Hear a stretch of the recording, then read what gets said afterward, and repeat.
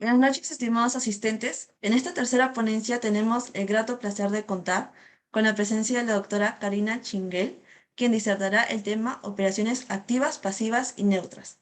La doctora Chinguel es gerente senior de EJ Law, docente en la Pontificia Universidad Católica del Perú. Tiene una maestría en Banking and Finance por Queen Mary University of London, donde se graduó con los máximos honores. Asimismo, tiene más de 15 años de experiencia profesional brindando asesoría legal en derecho financiero, corporativo y contractual. Y actualmente es líder del CCLS Peruvian Chapter, alumni del Reino Unido. Estimada doctora, le cedemos el uso de la palabra. Gracias, Isabel. Bueno, primero agradecer a Biloyer. Esta es la primera oportunidad en la que tengo para poder participar con ustedes en algún curso de capacitación. Ya he venido dictando cursos de capacitación en diferentes otros foros jurídicos, revistas. En la Universidad Católica soy docente de Derecho Corporativo e instituciones de Derecho Mercantil. Y también he dictado cursos de capacitación en Derecho Bancario y FinTech, ¿no? Ahora tengo a mi cargo un tema, digamos, bastante práctico e importante, y ya que estamos en un curso de especialización de Derecho Bancario y Financiero, creo que es importante distinguir, ¿no?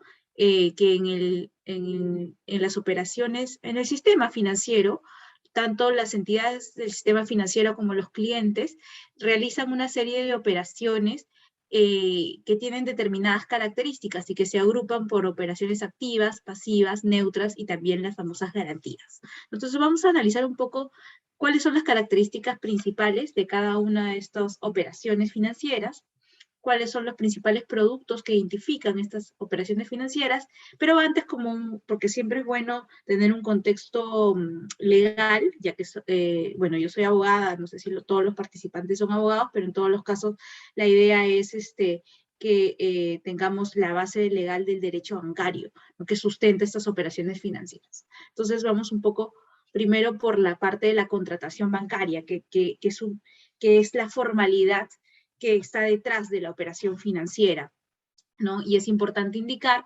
cuando hablamos de contratación bancaria, que estamos ante un acuerdo de voluntades, tanto de la empresa del sistema financiero como del cliente financiero, que a través de este acuerdo se da forma jurídica a una operación financiera específica, ¿no? Este acuerdo de voluntades o este contrato bancario supone a la operativa de la empresa del sistema financiero que esta empresa registre en su sistema una operación subyacente. ¿De qué tipo? Bueno, pueden ser de hasta 3 tipos, ¿no? El primero de ellos, la primera operación subyacente en las contrataciones bancarias es una operación pasiva, básicamente identificada con los contratos de ahorro, ¿no? Vamos a ver qué tipo de operaciones pasivas existen, ¿no?, cuáles son los más típicos. Y tenemos también el segundo tipo de operación que se genera con la contratación bancaria, que es la operación activa, que una de las características más básicas de estas operaciones activas son los financiamientos, ¿no? Esta parte en la que la empresa del sistema financiero otorga financiamientos a sus clientes, ya sean personas naturales o personas jurídicas, ¿no?, para el desarrollo de determinado proyecto. Y tenemos las famosas operaciones neutras, que son básicamente servicios bancarios. Todo tipo de servicios bancarios que suele prestar una entidad del sistema financiero, esas son calificadas como operaciones neutras.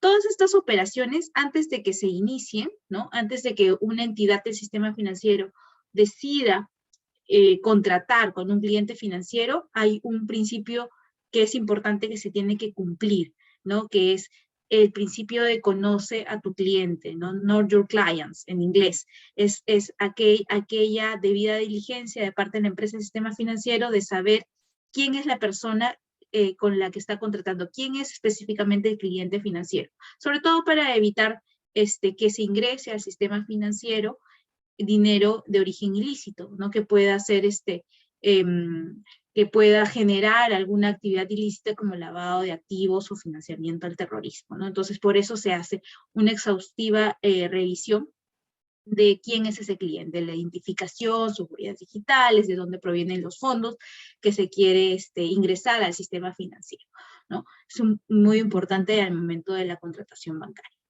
¿Qué otras características hay, podemos mencionar de cuáles las principales, digamos, elementos o características que definen a la contratación bancaria? Bueno, primero, como saben, ¿no? Ustedes van a la entidad del sistema financiero y básicamente ya existen acuerdos pre-redactados o redactados que básicamente se lo ponen a disposición para que ustedes puedan suscribirlo, ¿no? Entonces, la contratación en el sistema financiero se caracteriza por ser una contratación masiva, basada en cláusulas generales de contratación, revisadas por la autoridad administrativa, que es en este caso la SBS, ¿no?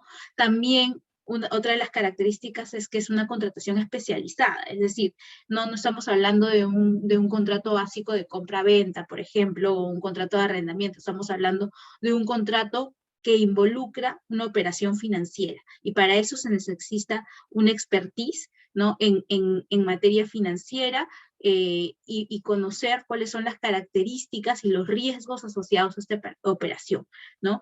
Es importante que los asesores que trabajan en el banco informen al cliente financiero de cuáles son los riesgos que genera la operación que se está realizando, ¿no? Luego también el famoso deber de reserva, justamente entraba y hablaban del secreto bancario, ¿no?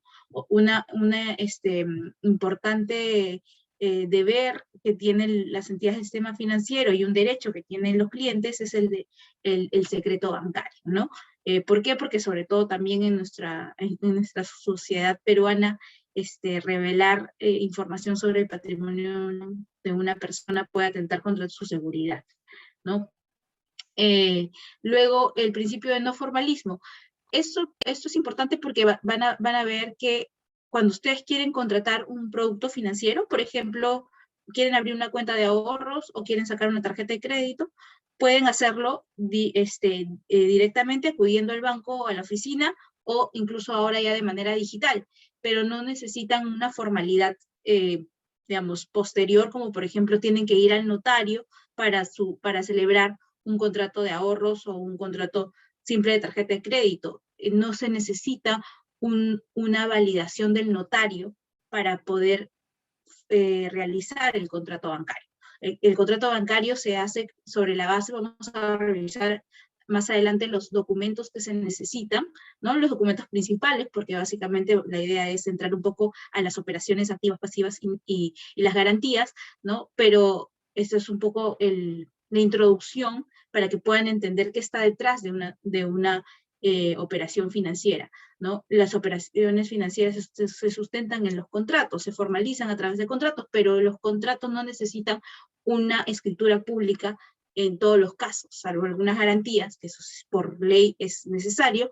En sí, las operaciones principales que realizan los bancos no implican una formalidad notarial, ¿no? Sino que simplemente se firma el contrato, el formulario contractual, ¿no? Y ya se genera el contrato específico, ¿no? Y luego también un poco el contenido de los contratos, ¿no? Es básicamente está sustentado en los usos y costumbres mercantiles que suelen, que hace por muchos años se aplican para un contrato de ahorro, para un contrato de tarjeta de crédito, ¿no? O sea, no es que como por ejemplo en el Código Civil te dicen un contrato de compra-venta tiene que tener la definición del precio y el objeto. Ya, no es que en la ley de bancos te diga que el contrato de ahorro tiene que tener estas características, no. Tiene esas características no porque lo manda la ley, sino porque en la práctica, hace muchos años, de acuerdo con los usos y costumbres mercantiles, los contratos de ahorro tienen ciertas características. No viene de la ley, viene de la práctica, ¿no? Entonces son características alrededor de la contratación financiera. Y como sabemos, alrededor de la contratación financiera hay diferentes tipos de contratos, ¿no? Que dan lugar a operaciones activas, pasivas, neutras y garantías. ¿Qué otra cosa podemos encontrar como una situación actual de la contratación bancaria, ¿no? Que es que también de alguna manera nosotros estamos estudiando ahorita un curso de especialización en Derecho Bancario y Financiero, porque primero, no es un tema fácil de entender, es un tema especializado, justamente por eso estamos aquí, ¿no? Sobre todo y actualmente tenemos un bajo índice de educación financiera en el Perú, ¿no? Muchas personas no tienen ni idea, o sea, o no han acudido al banco jamás, o no tienen ningún producto financiero. Somos un país todavía con un bajo índice de bancarización, ¿no? Y eso es producto también de la poca cultura financiera que existe y el poco hábito de lectura, ¿no? Aun cuando la Superintendencia de Banca de Seguros ha hecho esfuerzos importantes en poder simplificar y el lenguaje de los contratos bancarios, ¿no? Aún todavía son contratos difíciles de entender y extensos. Entonces, muchos de nuestros ciudadanos no tienen el hábito de la lectura y de revisar cláusula por cláusula, ¿no? Sino que simplemente confían, y en esa confianza a veces se generan los problemas porque no se informa adecuadamente bien todas las obligaciones que supone un contrato bancario, ¿no? Y acá vemos con el tercer punto, niveles inadecuados de transparencia de la información. Como no leen y el asesor no les informa suficientemente, entonces el cliente financiero no recibe información completa respecto a los riesgos que asume, ¿no? Y de las consecuencias de no cumplir sus obligaciones. Hay una simetría de la información, eso de todas maneras, porque el que hace el contrato sobre el producto financiero que se está vendiendo es la empresa, el sistema financiero, conoce específicamente cuáles son las características de este producto, cuáles son los servicios adicionales de este producto, los costos de ese producto, y en cambio el cliente simplemente lo único que quiere puede ser una necesidad de un financiamiento, pero no entiende o no le dan información respecto de qué son las obligaciones asociadas al financiamiento que está adquiriendo. Entonces hay una simetría de la información que para eso la regulación tiende a exigir a la empresa del sistema financiero que mínimamente se les informe determinados aspectos del producto financiero al cliente, ¿no? Incluso se han generado las famosas hojas resumen, ¿no? Ya que no quieres leer todo el contenido del contrato, al menos en la hoja resumen valga la redundancia, se resume o se coloca lo principal, los principales derechos y obligaciones del cliente, ¿no?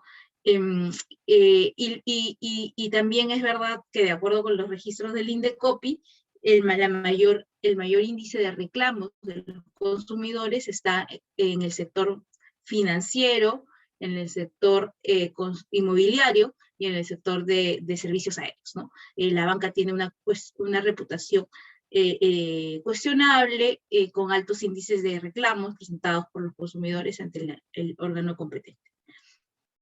Ahora, un poco vamos al tema más práctico, ¿no? Cuando uno va a la empresa del sistema financiero, o ahora que estamos en la era de la transformación digital, entra a la página web o a su aplicación y quiere contratar un producto financiero, ¿no? Entonces lo que va a encontrar, y eso viene por mandato realmente del reglamento de la SBS y de la ley, ¿no? En la página web de la empresa o en las oficinas, lo que son los formularios contractuales, ¿no? El punto 3, que es básicamente el modelo de contrato, que si el cliente está de acuerdo, va a firmar el modelo particular del producto que quiere contratar, por ejemplo, el modelo de crédito hipotecario, o el modelo de crédito vehicular, o el modelo de cuenta de depósito a plazo, ¿no? Existen modelos colgados en la página web de cualquier empresa del sistema financiero, en donde se indica cuáles son los términos de contratación. Sobre todo para darle un tiempo al cliente de leerlo, ¿no? Para que no se ponga a leer en la oficina o en la web, sino que con anticipación tenga la posibilidad de revisar. Y si está de acuerdo, entonces solicita formalmente a la empresa del sistema financiero que quiere contratar un determinado producto, ¿no? Quiero abrir una cuenta de ahorro en soles, quiero abrir una cuenta de depósito a plazo, quiero un crédito educativo, ¿no? Y para eso yo ya previamente tengo la posibilidad, y eso todos los consumidores tiene la posibilidad de poder descargar de la página web de la empresa sistema financiero formulario contractual específico del producto que quiere contratar. Y cuando va al banco, ¿no? Ya lo que se hace es, ese formulario se le incorporan los particulares del cliente.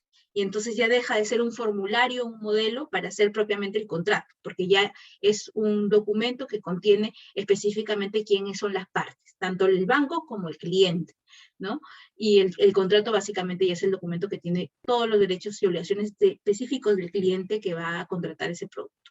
Y el folleto informativo básicamente son documentos que también regulatoriamente son obligatorios que la empresa de sistema financiero los tenga, ¿no? Que tienen por propósito poner en conocimiento de los usuarios financieros las características de los productos o servicios que ofrecen las empresas. Es un resumen, ¿no? Un resumen, una publicidad muy específica de cuáles son las principales características de cada uno de los productos. Seguramente cuando han ido a los bancos han podido ver, ¿no? Cuentas de depósito, ¿no?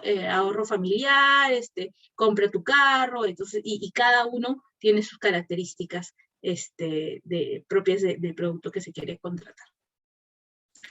Ahora, estos documentos, ¿no? que están disponibles en la empresa del sistema financiero, es importante indicar que han pasado por una revisión previa. Antes de que se pongan a disposición del público y se cuelguen en la página web del banco o estén a disposición en las oficinas, previamente han tenido que pasar por una revisión del órgano regulador y supervisor de las empresas del sistema financiero, que es la SBS. La SBS recibe solicitudes de revisión de formularios contractuales de diferentes productos, ¿no? Y esta revisión se hace sobre la base de lo que se indica en el Código Civil, de lo que son las famosas cláusulas generales de contratación, ¿no? Que según el Código establece que estas cláusulas son aquellas redactadas previa y unilateralmente por una persona, en este caso el banco o la entidad del sistema financiero, en forma general, abstracta, con el objetivo de fijar el contenido normativo de una serie indefinida de contratos. Y el Código Civil también prevé que existen algunas cláusulas generales que tienen que ser aprobadas previamente por la autoridad administrativa antes de su puesta a disposición al público. Justamente son el caso de los contratos bancarios. Todos los contratos que están disponibles a los consumidores es porque ya pasaron previamente. Si hubiera alguno que no ha pasado, entonces la empresa estaría en una infracción administrativa sujeta a un procedimiento sancionador y a una posible multa, ¿no? Entonces se tiene que revisar. Pero también, aparte del Código Civil, ¿no? También tenemos la ley complementaria a la Ley de Protección al Consumidor en materia de servicios financieros. Esta ley, que es la ley 28587, también te regula todo lo que es vinculado a las cláusulas generales de contratación específica de los contratos bancarios, ¿no? Es un poco va en la línea del Código Civil, pero específicamente para servicios bancarios, en donde se indica que la SBS identificará del universo de contratos de las empresas aquellas estipulaciones que deban ser necesariamente sometidas a la aprobación previa y obligatoria de la SBS. Aquí, y bueno, se los comento porque yo tuve la oportunidad de trabajar en la SBS, en la parte justamente de revisión de los contratos. Las empresas presentan sus modelos de contratos para que la SBS los revise, pero la SBS no revisa todo el documento que se presenta, ¿no? por una entidad financiera. Es decir, si el documento tiene 40 cláusulas, la SBS no revisa las 40. Revisa solamente aquellas cláusulas que son de su competencia y que tiene obligatoriamente que cumplir porque son parte de sus funciones. Por ejemplo, ¿qué cláusulas no suele revisar? Las cláusulas de protección de datos personales, porque también a raíz de la contratación bancaria, el cliente entrega información personal a la empresa del sistema financiero, y la empresa del sistema financiero tiene la obligación de cuidar los datos del cliente de acuerdo con la ley de protección de datos. Pero para poder cumplir la ley de protección de datos, el órgano regulador no es la SBS, sino es la Autoridad de Protección de Datos Personales. Entonces, será ese órgano específico quien revisará o verá si la cláusula comprende todas las obligaciones de la empresa que recibe la información, pero la SBC no se pronuncia sobre esa cláusula, se pronuncia sobre las otras cláusulas, ¿no? Vinculadas a la tasa de interés, al plazo, a los derechos que tiene el consumidor de que se les informe en un estado de cuenta, otros aspectos muy importantes del producto, pero no revisa todo. Eso porque la propia ley que estamos viendo acá le dice a la SS que revise aquellas estipulaciones que sean necesarias, que sean revisadas, ¿no? A fin de restablecer el equilibrio contractual. Ya que hay una asimetría informativa y el banco sabe mucho del producto y el cliente no sabe nada, la idea es que haya en el medio, antes de que el cliente firme, hay una revisión de la autoridad, en este caso de la SBS, para que se asegure que los derechos del consumidor están siendo recogidos mínimamente en el formulario contractual. Luego tenemos la declaración de conducta de mercado, ¿no? Que ha sido modificado últimamente y que básicamente también ya a nivel reglamentario, no legal, sino una norma de rango inferior, te establece con relación a las cláusulas generales de contratación que las empresas del sistema financiero tienen la obligación de someter, y eso ya es una obligación, ya no por el lado de la SBS que tiene que revisar, sino por el lado de la empresa que tiene que entregar la información a la SBS para que revise. Y te dice específicamente qué modelos de contratos tiene que obligatoriamente presentar a la SBS para su revisión, ¿no?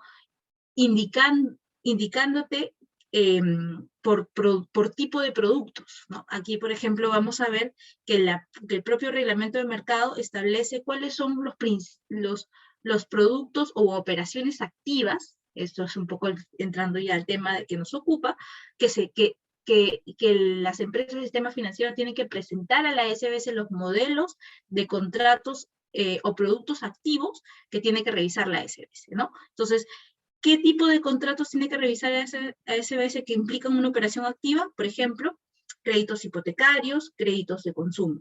Todos los créditos hipotecarios, que si ustedes tienen un crédito que han celebrado hipotecario, que han celebrado con alguna empresa del sistema financiero, previamente la SBS tuvo que haberlo revisado, ¿no? Esos son los modelos de contratos vinculados a operaciones activas, créditos hipotecarios, créditos de consumo. Con relación a las operaciones pasivas, ¿qué documentos revisa la SBS? Los depósitos de ahorro, depósitos a plazo, depósitos por CTS, depósitos en cuenta corriente. Y por el lado de operaciones neutras, todo lo que son los modelos de dinero electrónico. La SBS tiene la facultad de ampliar esta lista de los contratos que tiene que revisar previamente. Además de las normas que hemos mencionado, la obligación de la SBS de revisar esos modelos y de las empresas de entregar la información previa antes de ponerla a disposición del público viene no solamente del Código Civil o de la ley complementaria a la Ley de Protección al Consumidor, sino también de la Constitución política y del Código de Protección y Defensa del Consumidor, ¿no?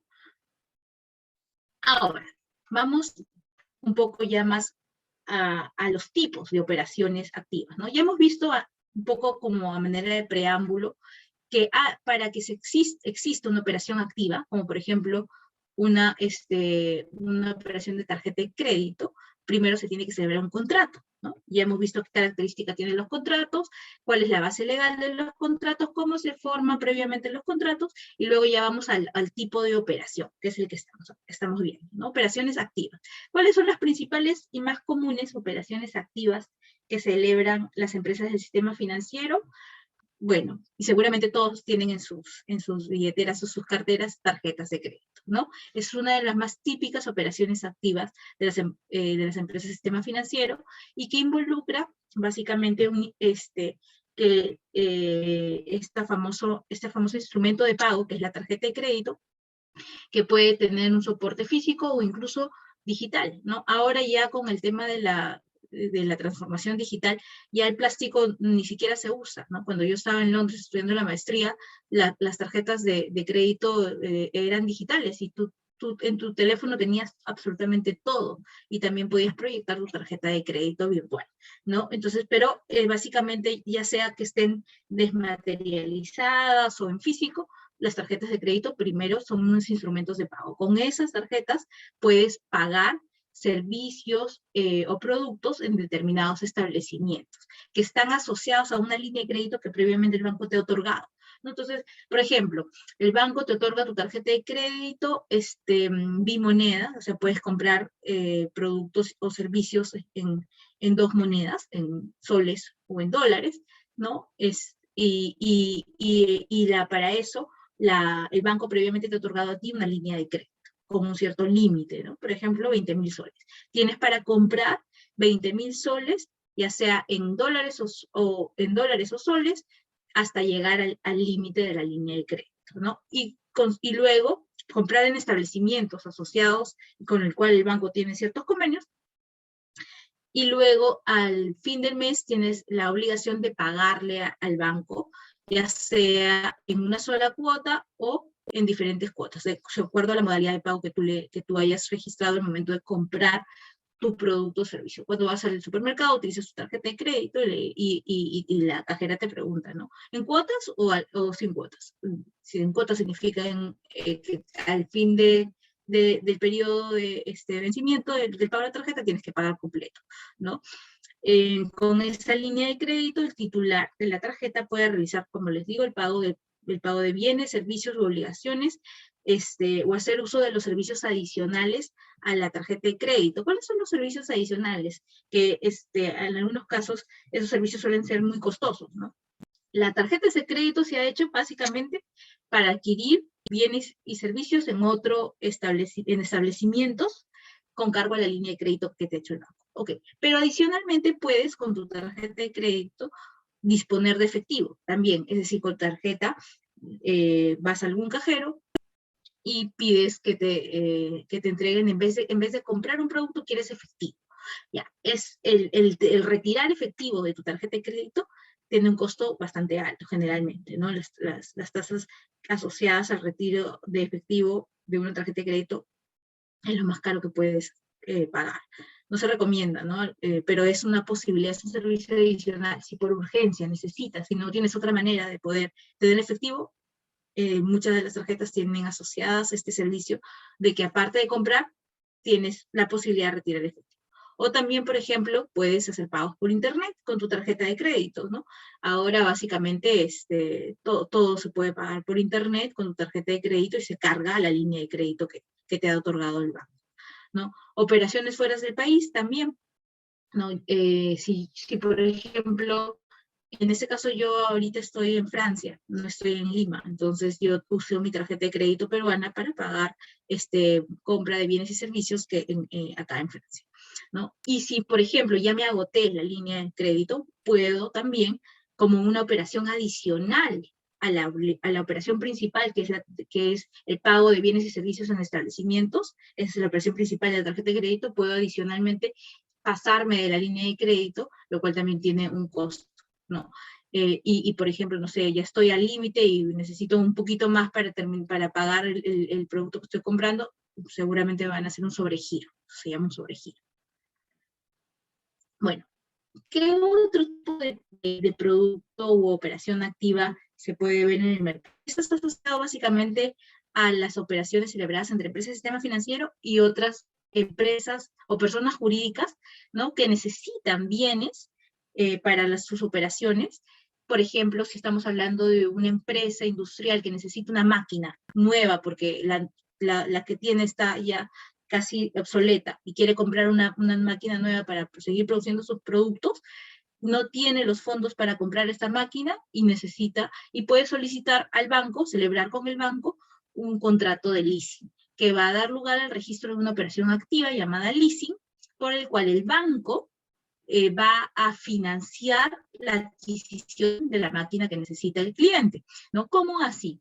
Bueno, el cliente, que es el que necesita la máquina, le dice al banco que necesita usar esa máquina, ¿no? Y para eso indica el banco cuál es el proveedor de esa máquina, cuánto cuesta esa máquina, y el banco la compra. Jurídicamente, en una operación de leasing, hay dos actos. El primer acto es la compra de la máquina por parte del banco, es decir, el banco es el propietario, Y el segundo acto, que es ya cuando el banco es propietario, da en uso, llamado también en alquiler, en arrendamiento financiero, le da la máquina al cliente, ¿no? Para que le cede al cliente el uso del bien por un determinado plazo, ¿no? A cambio de lo cual, o sea, el cliente ya va a tener en el día 1 la máquina para usarla, pero el cliente tiene como obligación pagar por un determinado plazo, y hay un cronograma, generalmente son cuotas mensuales, tendrá que por un determinado plazo pagar la renta por el uso del bien. Y al final del cronograma, al final del plazo de la operación de leasing, puede ser, por ejemplo, entre 3, 4, 5 años, dependiendo del monto, del costo del bien que se ha comprado, ¿no? Al final del plazo del cronograma, cuando ya el cliente terminó de pagar todas las cuotas, el cliente tiene una opción de compra, de poder adquirir la máquina a un valor residual, porque, claro, en el día 1 compra una máquina, usa una máquina nueva, paga una renta mensual, todas cuotas iguales, y al final, después de 3 años, ya la máquina no está nueva, está usada, entonces no va a pagar lo mismo que cuesta una máquina nueva. Por otro lado, en las cuotas del leasing que le tiene que pagar al banco, es como si estuviera pagando una parte del bien, ¿no? No es un arrendamiento civil normal, es un arrendamiento financiero, en donde el banco ha comprado única y exclusivamente la máquina para darla en uso al cliente y que el cliente pague una renta. Y al final tiene una opción de compra, para que en un plazo determinado termina de pagar todas las cuotas mensuales, y ya cuando habiendo pagado la última tiene un plazo, se coloca, ¿no? 30 días para que el cliente decida ejercer la opción de compra y adquirir el bien a un valor residual. No es el mismo valor que cuesta en el mercado, sino un valor mínimo. Y de esa manera, la empresa, desde el momento 1, usa la máquina, produce lo que tiene que producir con la máquina, y al final del plazo se hace propietario. Lo que acabo de comentar se llama leasing financiero o arrendamiento financiero. Pero también existen otro tipo de leasing, ¿no? Y vamos a seguir por el leaseback, que es el tercero.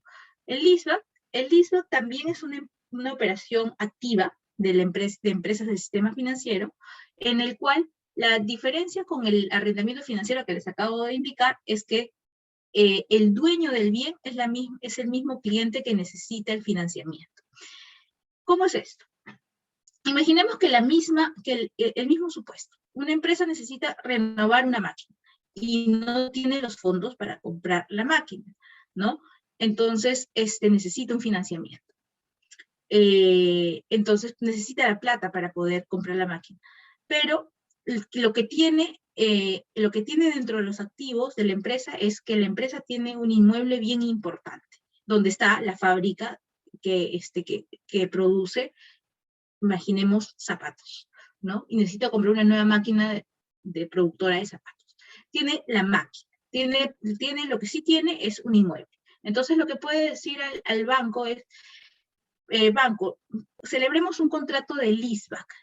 Y entonces el banco va a decir, bueno, está bien, en donde el objeto del contrato va a ser, en el primer acto, el banco va a comprar el inmueble de la empresa, ¿no? Porque la empresa era propietaria del inmueble y necesita recursos. Pero para poder obtenerlos, lo que hace es, le vende al banco el inmueble y luego se lo alquila. Como ya el banco va a ser propietario del inmueble, y como va a ser propietario, el banco le va a dar la plata por el precio del bien, ¿no?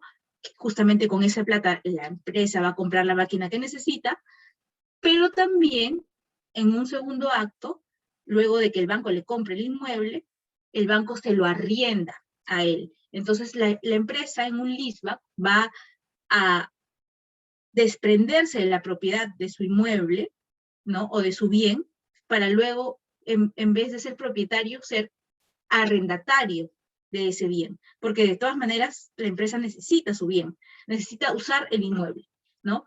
Pero para poder obtener liquidez, la liquidez que necesita para comprar su máquina, entonces lo que hace es, se desprende de la propiedad del inmueble temporalmente, porque siempre, tanto en el leasing financiero como en el leaseback, esta operación es temporal, ¿no es cierto? Y entonces el banco le compra temporalmente su inmueble para dárselo en alquiler a la empresa, y la empresa a cambio se compromete a pagarle una renta. Al cabo del finalizado el cronograma de pago de las rentas, la empresa tendrá una opción de comprar su inmueble nuevamente a un precio residual. Pero en el momento uno ya tuvo la plata que le pagó el banco por el inmueble para comprar su máquina o para poder utilizarlo en el desarrollo de su operación. Esa es la diferencia, ¿no? En el arrendamiento financiero, la empresa necesita la máquina y hay otro proveedor, dueño de la máquina, al cual el banco le encarga que compre y se le entregue en arrendamiento. En el leaseback, el dueño es la propia empresa. Se desprende la propiedad y luego la alquila. ¿Qué es el leasing operativo? Bueno, el leasing operativo, en este caso el leasing operativo, y si me lo mencionamos acá porque estamos hablando del leasing, no se hace por una empresa del sistema financiero, entonces esta no es una operación activa, pero para conocimiento general es básicamente estos casos en los cuales la empresa necesita un bien o un conjunto de bienes y no tiene plata para poder comprarlos, pero sí los puede alquilar. Por ejemplo, estamos hablando de una empresa que necesita un conjunto de computadoras, porque está abriendo sus operaciones, pero no tiene dinero suficiente para comprar las 20 computadoras que necesita inicialmente, pero sí para alquilarlas. Entonces va a HP, hay varias empresas de diferentes marcas de computadoras que no solamente venden las computadoras, sino las alquilan, ¿no? Entonces, quiero alquilar 20 computadoras. Y entonces lo que hace, celebra un contrato de leasing operativo, también llamado renting, en donde le alquila a la empresa proveedora por un tiempo las computadoras o los bienes que necesita y le paga una renta. Pero la diferencia con las otras operaciones de leasing financiero y leaseback es que la empresa no tiene la opción de comprar los bienes, sino simplemente alquilarlas por un tiempo. Es como una renta normal, no solo que se llama leasing operativo o renting. Para ejemplificar que el tema del leasing, básicamente acá tenemos al arrendatario, que en este caso es el gerente general de la empresa, que necesita un inmueble o un bien. Entonces le pide al banco que compre el bien y se lo entregue en arrendamiento. Al final, y como consecuencia de eso, la empresa se obliga con el banco a pagarle unas cuotas mensuales, para que al final del plazo del cronograma, habiendo cumplido el pago de todas las cuotas, pueda adquirir el bien a un valor residual. Ya. Luego, las otras operaciones activas típicas de las empresas del sistema financiero, y también están vinculados con las empresas en general que necesitan financiamiento, es las famosas operaciones de factoring y descuento. ¿Qué son esto? A ver, las empresas, cuando prestan servicios a sus clientes, los clientes a veces no le pagan inmediatamente, o sea, es como que ya le prestó el servicio y ya al día siguiente el cliente le paga, ¿no? El cliente le dice, préstame el servicio y yo te pago de acá a 60 días, ¿no? Por ejemplo, yo soy la empresa del grupo, yo soy la empresa Gloria S.A., Leche Gloria S.A., y como parte de mis, ¿cómo se llama?, de mis servicios, yo produzco leche, quesos, toda la línea de lácteos, ¿no? O yogur. Y le vendo mis productos, yo le vendo mis productos a supermercados peruanos, ¿no? A Plaza Vea. Le vendo diferentes productos. Y entonces Plaza Vea me los compra para venderlos en sus tiendas, pero Plaza Vea me dice, un momento, Gloria, yo quiero que tú mañana me dejes una determinada cantidad de leche, quesos y yogur, pero no te voy a pagar ahorita, te voy a pagar a 180 días, hasta que tengo que vender primero esos productos y luego te pago. Y entonces ya, ok, yo te entrego y a los 180 días tú me pagas recién mis productos que te he vendido y te he transferido en el día 1. Ya. El problema es qué pasa si Gloria necesita, a su vez, ese dinero para cumplir sus obligaciones, porque Gloria ha tomado un financiamiento, o Gloria ha contratado a su personal y no le alcanza para pagar su planilla. Necesita dinero, el dinero que le debería de pagar supermercados, pero ya le dijo el supermercado que le esperaba 180 días. Entonces, cuando las empresas tienen derechos de crédito con sus clientes, ¿no? En donde los clientes se han comprometido a pagarle en un determinado plazo, las empresas pueden usar esos instrumentos de crédito, o sea, quiere decir que son documentos en donde se incorporan esos derechos que tienen las empresas de cobrarle al cliente en un determinado plazo, como por ejemplo una factura, ¿no es cierto? En la factura existe el derecho de la empresa Gloria de cobrarle a la empresa supermercado, pero en un determinado plazo. Ya, si yo estoy contraurgida, Gloria, de tener efectivo ahorita, no le puedo exigir al supermercado que me pague, porque ya le di un plazo, pero sí puedo utilizar este instrumento crediticio, que es mi factura, y tenemos facturas comerciales, facturas negociables, puedo vender ese instrumento a la empresa del sistema financiero para que la empresa me lo compre en el momento, en el día 1, y si por ejemplo yo en mi factura tengo la posibilidad de cobrarle a supermercados peruanos a 180 días 100.000 soles, ¿no? Pero tengo que esperar 180 días, yo mañana, Gloria, me voy al banco de crédito, por decir cualquier banco, un ejemplo, ¿no? Y le digo, ya, esta factura que son por 100.000 soles, quiero hacer una operación de factoring contigo. Quiero que tú, empresa del sistema financiero, que en este caso, en una operación de factoring, la empresa se llama factor, me compra esa factura con un valor de descuento, ¿no? Entonces el banco, en vez de pagarle los 100.000 que dice la factura, le paga 80.000. Y ya la empresa Gloria tiene 80.000 en el día 1 para cumplir sus obligaciones. Y entonces el nuevo acreedor, ¿quién es? El factor, la empresa del sistema financiero. Es el nuevo acreedor y el nuevo titular de la obligación. Pasada los 180 días, el banco será el que le cobre a supermercados peruanos los 100.000 que dice la factura, ¿no es cierto? Entonces, en una operación de factoring, la empresa del sistema financiero adquiere a título oneroso de un cliente, en este caso Gloria, instrumentos de contenido crediticio, en este caso la factura, ¿no? A cambio del pago de una retribución, es decir, el valor nominal de la factura con un descuento. En una operación de factoring, y eso se diferencia con el descuento, el factor o la empresa del sistema financiero que compra la factura asume el riesgo crediticio del deudor.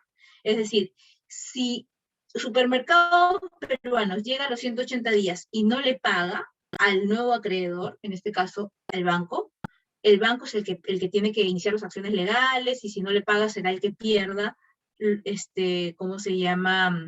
El pago de su crédito. Y ya el cliente, en este caso Gloria, ya utilizó los 80.000 y no le podrá reclamar nada a Gloria. En una operación de factoring, el que asume el riesgo de incumplimiento de esa factura es el factor. En el descuento, no. En el descuento, la empresa del sistema financiero también adquiere instrumentos de contenido crediticio, pero no asume el riesgo de incumplimiento del deudor. Si el deudor no le paga, es decir, si supermercados peruanos, llegado a los 180 días, no le paga, entonces la empresa del sistema financiero que adquirió el instrumento de contenido crediticio le puede pedir al cliente, en este caso a Gloria, que le pague, ¿no? Lo que no le pagó el deudor. Esa es la diferencia con el descuento. El descontante, que es la empresa del sistema financiero, en una operación de descuento, entrega una suma de dinero al cliente, o sea, por la compra del instrumento, con un valor de descuento, pero el descontante, es decir, la empresa del sistema financiero, no asume el riesgo del deudor. Muy bien, ahora, hasta ahí hemos hablado de las operaciones activas. ¿Qué quiere decir? Que las empresas del sistema financiero desembolsan, entregan recursos a sus clientes, ya sean personas naturales o personas jurídicas, entregan dinero para financiar las necesidades de adquirir bienes o servicios de sus clientes, ¿no? Otra es el préstamo, los préstamos bancarios. que también son muy comunes. Pero implica que el banco haga una transferencia de dinero, ya sea al cliente o al proveedor del cliente, para que el cliente cubra sus necesidades. Las operaciones pasivas no tienen esa lógica, es una lógica distinta. En las operaciones pasivas, la empresa del sistema financiero no desembolsa fondos, sino que recibe fondos. ¿De quién? De diferentes proveedores.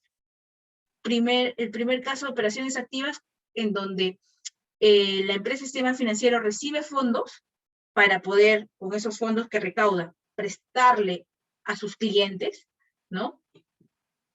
Es la operación de depósito, los depósitos bancarios de sus ahorristas, ¿no? Los famosos agentes superavitarios o los ahorristas que tienen excedentes de recursos, depositan su dinero, entregan su dinero a las entidades del sistema financiero que pueden autorizadas a captar ahorros del público para que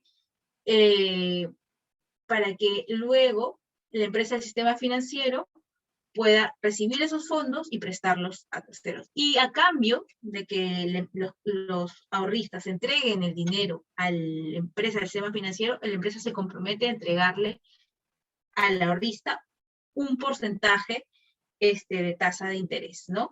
De rendimiento.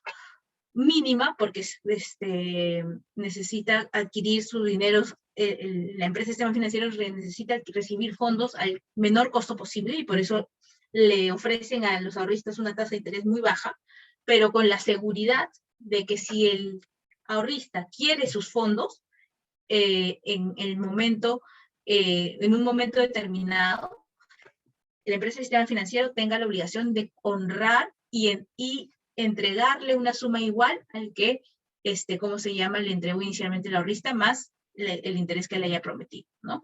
Entonces, básicamente, en una operación de depósito, que es la típica operación pasiva de las empresas del sistema financiero, hay una transferencia de propiedad del dinero del ahorrista al banco. Y para que el banco, a su vez, pueda utilizar en propiedad esos fondos y prestárselos a sus clientes. A cambio, el banco le entrega una determinada rentabilidad. ¿De qué otra manera los bancos o las entidades del sistema financiero reciben fondos? Una es a través de los depósitos de los ahorristas. Otra es a través de las operaciones del mercado de valores. Es decir, el banco o las empresas del sistema financiero, y eso lo van a ver mucho en la página web de la SMB, bueno, últimamente no han habido tantas transacciones como antes por la coyuntura, pero básicamente la operación por el cual la empresa bancaria emite obligaciones, son famosos bonos, ¿no? Los bonos corporativos del Banco de Crédito, el Banco Continental, de Scotia, de la caja, determinadas cajas municipales, emiten obligaciones, y los inversionistas en el mercado de valores compran esos instrumentos y entregan el precio de esos instrumentos a la empresa, y de esa manera la empresa bancaria recibe los recursos que necesita por la venta de los instrumentos que emite, ¿no? De esa manera la empresa se fondea, capta recursos de los inversionistas en el mercado de valores para tener los recursos que necesita para colocarlos a sus clientes. Y la otra es que los bancos también se prestan, ¿no? ¿De quién? De otros bancos. Y también del Banco Central de Reserva. El Banco Central de Reserva tiene una de las funciones es prestar a los bancos nacionales, ¿no? Proveerles de fondos. Evidentemente todo ese bolso de fondos tiene un costo. El banco también a su vez le paga una tasa de interés al Banco Central de Reserva cuando el banco necesita, o a otros, se presta a otros bancos, ¿no? Para poder realizar sus operaciones, ¿no? Es cuando el banco solicita un préstamo al Banco Central de Reserva, también el banco se compromete a pagarle una tasa de interés, ¿no? La tasa de interés pasiva. Con relación al depósito bancario, lo que tenemos que decir es que básicamente los depósitos bancarios son dinero captado del público de manera masiva, ¿no? Es decir, tienen productos como cuentas de ahorro, ¿no? O cuentas de depósito a plazo con una tasa de interés mayor a la del depósito a la vista, para que puedan atraer a diferentes ahorristas, personas naturales o jurídicas, a que depositen, entreguen sus fondos a la empresa del sistema financiero. La empresa se compromete a la devolución de ese dinero que recibe a la solicitud y a la orden del depositante, ¿no? Ahora, para retirar esos fondos, para que el ahorrista pueda retirar esos fondos, depende de en qué modalidad el ahorrista ha entregado esos fondos inicialmente, ¿no? Si es una cuenta de ahorros, podrá solicitar los fondos en cualquier momento que lo requiera el ahorrista. Eso se llama los depósitos a la vista, ¿no?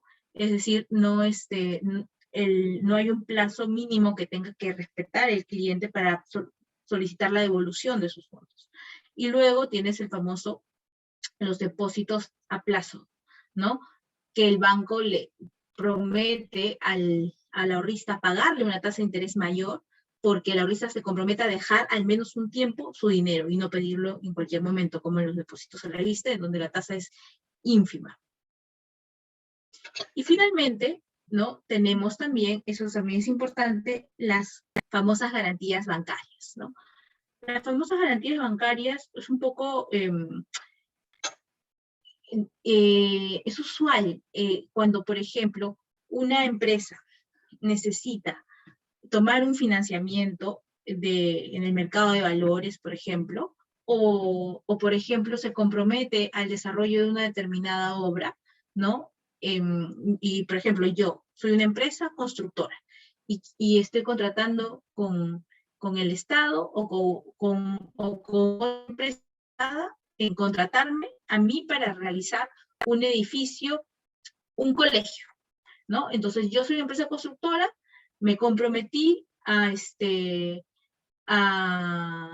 realizar un colegio, pero y la empresa que me contrató me ha dado un adelanto para poder realizar el colegio. Pero además, para poder contratarme para hacer el colegio, la empresa que me contrata, el cliente, me pide que yo le garantice el cumplimiento de mis obligaciones hasta terminar el colegio de acuerdo con los planos aprobados y las especificaciones, que le garantice que yo voy a cumplir fielmente mis obligaciones.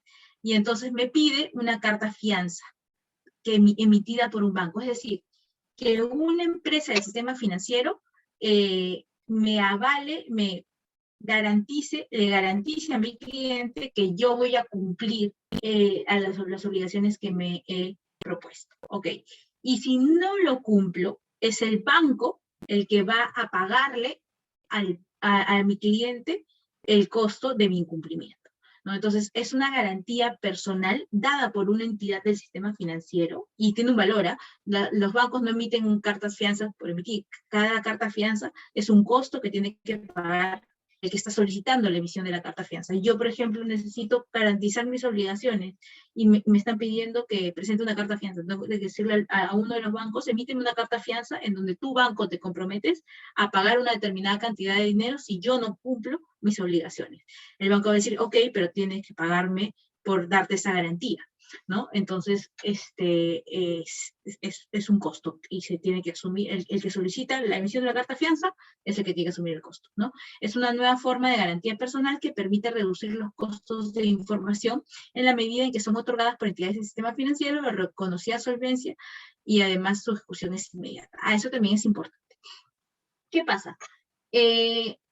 Una de las características principales de estas cartas fianzas emitidas por los bancos es que si el que es el beneficiario de la carta fianza, es decir, en este caso mi cliente que me está pidiendo que le dé una carta fianza que garantice el cumplimiento de mis obligaciones, si el cliente dice que yo no le he cumplido, entonces puede dirigirse inmediatamente al banco y a su simple requerimiento de mi cliente, decir, Banco Continental, la empresa tal no cumplió, págame tú. Entonces, el banco se compromete que al simple requerimiento del beneficiario de la carta fianza, el banco va a cumplir su obligación de darle la plata que se ha comprometido a dar porque el que solicitó no cumplió, ¿no? Entonces, eso hace que tener una carta fianza sea súper importante para garantizar al cliente, que es el que va a contratar, que se está cumpliendo la obligación, ¿no? Es una garantía independiente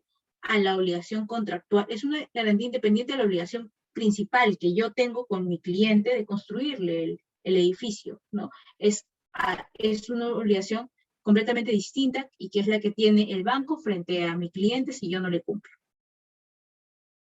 Y lo otro, ya para finalizar, es la famosa carta de crédito stand-by, que es básicamente es otra garantía que emiten las empresas del sistema financiero, pero especialmente para respaldar operaciones de comercio exterior o licitaciones públicas internacionales. Es una modalidad de carta de crédito que básicamente lo que permite es respaldar operaciones de comercio exterior por el cual el banco se compromete a garantizar el cumplimiento de las obligaciones de su cliente. Para eso el cliente ha tenido que pagar la emisión de la carta de crédito stand-by.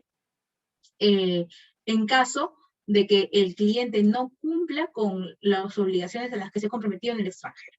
Y si no se cumple, entonces el banco corresponsal, que es un banco asociado al banco que emite el stand-by, pagará en reemplazo del cliente. Básicamente es similar a la carta de fianza, pero para operaciones de comercio exterior. Y bueno, estamos exactamente terminando a la hora. ¿Alguna consulta o duda? Muchas gracias, estimada doctora, por su ponencia. Y sí, efectivamente, en el chat hay un par de preguntas por parte de nuestras asistentes. La primera dice, de parte de Helen, doctora, en conocer a tus clientes, ¿qué procedimientos mínimos o documentos se deberían realizar como bancos y empresas? Por ejemplo, reporte de antecedentes judiciales, policiales, etcétera. Sí, a ver, primero, una de las características, si uno quiere contratar, si uno quiere pedir un producto financiero a una empresa del sistema financiero, la empresa tiene que pedir la identificación del cliente. Si, por ejemplo, el cliente lo que quiere es hacer un depósito de dinero, ¿no? Tiene que indicar en un formulario especial de dónde viene el origen de los fondos del cliente, ¿no? Si, por ejemplo, son fondos productos de su actividad como trabajador, como asesor independiente, producto de una herencia, ¿no? Tiene que declarar bajo fe pública cuál es el origen de esos fondos que están entrando en la empresa del sistema financiero, ¿no? También ellos, a la interna, no es necesario que se le pida antecedentes policiales ni penales, ¿no? Pero algunos bancos, legalmente no es obligatorio, algunos bancos por política interna podrían solicitarlo, pero lo mínimo es que firmes esta declaración jurada en donde diga sobre el origen de los fondos, y en algunos casos también te pueden pedir acreditaciones adicionales, por ejemplo, ¿no? Si tú dices que los fondos vienen de una herencia, ya, ok, entonces la inscripción del testamento donde te declaren heredero, en donde te digan, oye, sí, ese millón que te acaban de depositar viene de alguien, tu papá, tu mamá, o alguien te otorgó esta herencia y ahora está entrando, ¿no? O sea, dependiendo del nivel de razonabilidad, ¿no? O sea, por ejemplo, yo quiero abrir una cuenta en el banco, pero yo ya tengo cuentas en otros bancos y además la información es pública en el sentido de que yo puedo compartir que tengo otras cuentas en el banco, producto de mis saberes, y es completamente razonable depositar esta cantidad porque es parte de mis ingresos mensuales. Pero si es una enorme cantidad de dinero, entonces es posible que el banco te pida documentación adicional que sustente realmente de dónde vienen esos fondos. Y si no acreditas al banco suficientemente el origen lícito de esos fondos, el banco tiene todo el derecho de negarte la apertura de la cuenta, ¿no? Porque por un tema de prevención de lavado de activos o financiamiento del terrorismo. Muchas gracias por su respuesta, doctora. Una siguiente pregunta es de parte de Paul Yamir. Dice, ¿el descuento de facturas es lo mismo que el factoring sin recursos? Sí, el descuento de facturas en el caso del factoring, el factoring es sin recursos, ¿no? Es decir, que el factoring, el factor no puede solicitarle al cliente que le pague si el deudor no le pagó. En el caso del descuento, Es con recursos porque el descontante lo que puede hacer es solicitarle al cliente que le pague si el deudor no le pagó. Muchas gracias, doctora. Una siguiente pregunta es de parte de Helen Alegría. Dice, buenas noches. Y en el caso de solicitud de ejecución de cartas fianzas, ¿ante qué documento y plazo se debe realizar o cuál es su directiva establecida? Ya. Bueno, la SBS ha establecido una circular de cuáles son las características de la carta fianza. La carta fianza siempre tiene una vigencia, una fecha de validez, ¿no? Si se solicita la ejecución de la carta, si el beneficiario, porque además también la carta fianza dice, ¿no? ¿Quién es el beneficiario de esa carta fianza? Si el beneficiario, que es una empresa o es una persona natural, comunica al banco que se ejecute la carta fianza, el banco lo que va a tener, lo único que va a verificar es que efectivamente sea el beneficiario el que está solicitando la ejecución y que la carta fianza esté válida, ¿no? Y que esté dentro del plazo de vigencia. Porque es a simple requerimiento de inmediata ejecución. Esa es la característica, una de las principales características de la carta fianza, que una vez que el beneficiario ha solicitado la ejecución, inmediatamente el banco tiene que cumplir y honrar la obligación de entregarle la cantidad de dinero que dice la carta fianza, porque el beneficiario ha declarado que el deudor no le pagó, ¿no? Y lo único que tiene que verificar es que la carta fianza esté dentro del periodo de validez. Muchas gracias por su respuesta, doctora. Una siguiente pregunta es de parte de Edgar Antonio, quien dice, buenas noches, doctora. En el caso de encontrar una cláusula abusiva en un contrato bancario, a pesar de que la SBS la observó en su oportunidad, ¿a quién se recurre y quién sanciona? ¿Indecopi o la SBS? Ya, esa es una excelente pregunta. A ver, ahí existen funciones bien delimitadas, ¿no es cierto?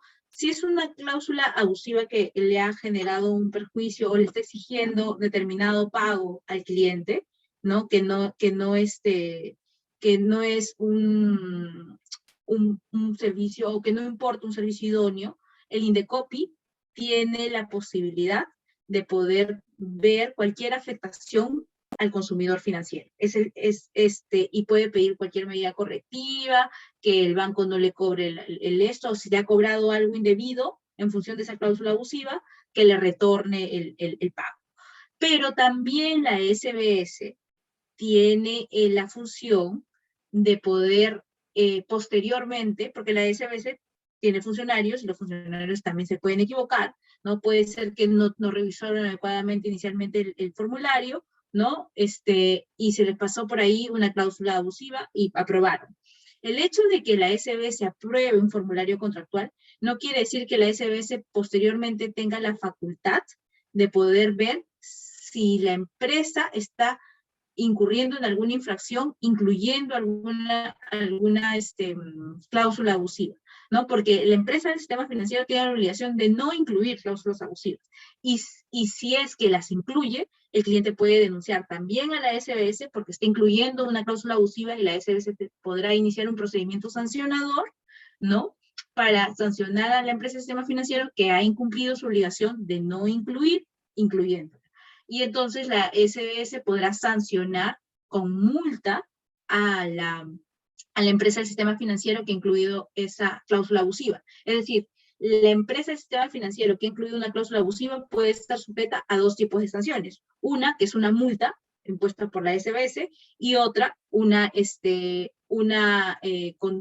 sanción solicitada por el Indecopi de poder reponerle al estado anterior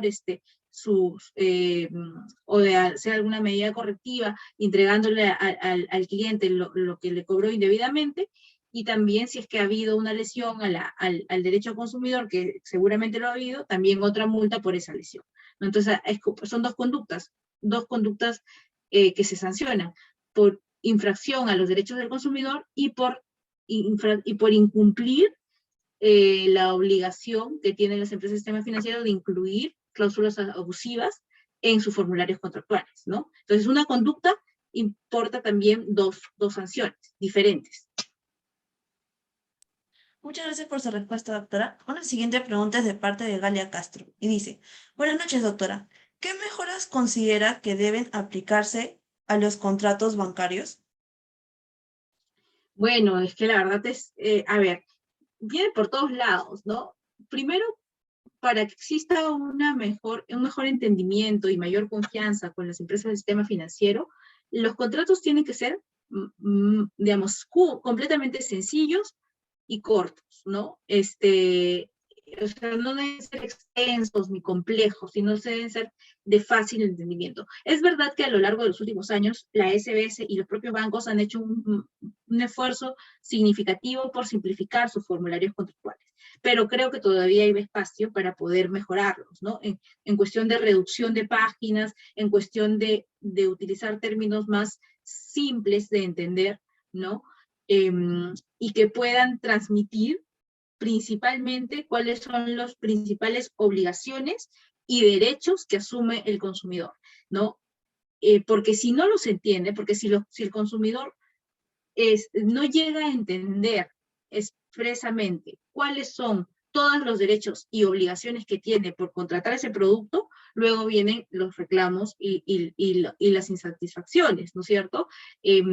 La idea es que si el contrato transmite de manera clara, sencilla, simple, cuáles son esos derechos y obligaciones, el cliente ya no va a ver, digamos, ya no va a generarse esa insatisfacción, ya no va a presentar su reclamo porque ya inicialmente lo entendió, lo sopesó, ¿no? Aquí, por ejemplo, en Francia, una cosa bien interesante es que cuando uno contrata, uno quiere adquirir una propiedad, es obligación de la persona que está vendiendo declarar todo lo malo que tiene el inmueble, ¿no? Es increíble, hasta el punto que a veces el cliente ya no quiere comprar porque le han dicho todo lo que está mal, pero, pero luego se da cuenta que todas las propiedades tienen cosas. Entonces, es increíble la cantidad de información que es obligatoria de trasladar. Entonces, así, lo mismo tiene que pasar en los productos financieros, ¿no? Ya, tienes su tarjeta de crédito, puedes comprar todos los bienes y servicios que quieras, ya, pero si tú, ¿cómo se llama? Compras en 3 cuotas, entonces, en vez de pagar lo que cuesta el bien, vas a pagar 2 o 3 veces más lo que cuesta el bien por los intereses, ¿no? Y hacerle, ¿cómo se llama? Ejemplos claros para que se pueda entender, porque claro, los productos financieros son productos complejos en realidad y es un gran desafío hacerlos simples, pero haciéndoles ejemplos las personas entienden, ¿no? Entonces, para que puedan entender cuál es la real magnitud de los costos que se generan si uno compra financiado por cuotas, si uno dispone de efectivo en la tarjeta de crédito, si uno hace un sobregiro de su tarjeta, ¿no? Este, o si paga con retraso sus cuotas, ¿no? Todo eso tiene que estar claramente transmitido, ¿no? Para poder contratar bien. Entonces, ¿qué mejoras hay? Esas, ¿no? En el sentido de simplificación, de transmitir correctamente el mensaje, lo principal del producto financiero. Muchas gracias por su respuesta, doctora. Y bueno, una última pregunta es de parte de Edisa y Tupac, quien dice, ¿la manifestación de la voluntad en la contratación bancaria cuánto ha avanzado? Bueno, es que la contratación bancaria sí, podemos decir que es como un poco contradictorio, ¿no? Porque yo llego al banco y ya está todo dicho. Bueno, pero a ver, valgan verdades, siempre los consumidores financieros tienen cierto nivel de negociación cuando están bien enterados de cuáles son sus derechos. Lo digo porque en algunas oportunidades ha sido posible cambiar ciertas cláusulas antes de contratar. Claro que han tenido que pasar varias autorizaciones previas, pero se pueden cambiar, ¿no? Cuando es en beneficio del cliente, se pueden cambiar. Y entonces, la idea es que esa manifestación de voluntad que supone un contrato, en este caso bancario, se pueda dar de alguna manera mediante dos formas. O sea, ¿cómo puedo expresar la manifestación de voluntad? ¿Cómo el cliente puede expresar su manifestación de voluntad de un contrato que ya está hecho? ¿No? Primero, porque la regulación exige a las empresas de sistema financiero de manera previa a la contratación, poner a disposición los modelos de contratos. Es decir, ¿no? el usuario tiene la posibilidad, en el momento que quiera, o si ya está pensando contratar algo, revisar primero cuáles son los términos de esa contratación. Cuando estamos hablando de un contrato en general, alguien lanza la oferta y el otro puede aceptar, ¿no? Entonces, tú tienes la posibilidad de aceptar y estar de acuerdo con lo que te están proponiendo, ¿no? Y esa es tu manifestación de voluntad, la aceptación, tal cual como está, ¿no es cierto? De un producto financiero que supone que tú tengas ciertos derechos y ciertas obligaciones. Entonces, ¿tú de alguna manera puedes manifestar tu voluntad? Sí, porque primero, puedes tener a disposición cuáles son los términos de la oferta en cualquier momento y luego decidir aceptar. Entonces, sí se puede manifestar. Claro que no es lo máximo, pero se puede. ¿Y se puede incluir modificaciones? Sí, también, porque puedes encontrar tú con conocimiento que no se pueden incluir cláusulas abusivas. Tú puedes decir, oye, esta es una cláusula abusiva, esto no se me aplica. Y a veces los bancos lo que te dicen en esta cláusula, le ponen un entre paréntesis y dicen no aplica. Para tu caso no aplica, ¿no? Porque ya te enteraste, ya cuestionaste, ya pediste la autorización y no se te aplica esa cláusula. Entonces, también puedes, digamos, manifestar tu voluntad diciendo que esta cláusula no se me aplica y te lo pueden aceptar. Es difícil, pero sí se puede. Luego, lo otro es también, ya que los clientes tienen poco poder de negociación, ¿no? Justamente está por eso la SBS para poder un poco equilibrar esa simetría informativa que existe en una contratación bancaria y al menos asegurar, claro, siempre hay errores en ese proceso, pero al menos hay un filtro, hay una revisión de parte de un ente regulador en donde sí le piden a la entidad del sistema financiero que antes de ponerlo a disposición se incluyan ciertos derechos mínimos, ¿no? Y no se limiten los derechos, sino que se coloquen tal cual están reconocidos en la ley. Y entonces también de esa manera se está respetando de alguna manera los derechos del consumidor. Así que creo que se ha avanzado, sí. Hay también mucho trecho por avanzar, también porque creo que no debería ser tan difícil modificar los formularios contractuales en beneficio del acreedor, como hasta ahora lo son, pero sí es posible. Entonces, hay un espacio para mejorar, sí, pero también puedes expresar tu voluntad aceptando una oferta completa, ¿no? Muchas gracias por absolver las preguntas propuestas por nuestros asistentes, estimada doctora. Y de parte del equipo Biloyer queremos agradecerle por su tiempo y por su grata ponencia. Así también esperamos contar con usted en una siguiente oportunidad y que tenga una muy buena semana. Muchas gracias a todos. Cuídense un montón. Buenas noches. En una